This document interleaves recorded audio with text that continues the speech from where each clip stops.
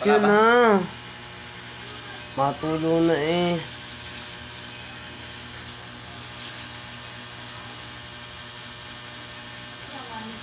Yak! Ang lapot!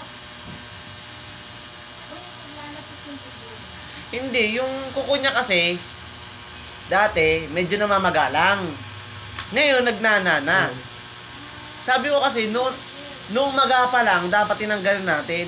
Puro kasi to magpapalis. Di naman ginagawa. Ayan, nagnana. Ano yan? Suhol? Watermelon. Thank you. Opo. Kahit di ko nakikita, opo. O, pipigain ko uli ha, para lumabas yung nana. Huwag mo.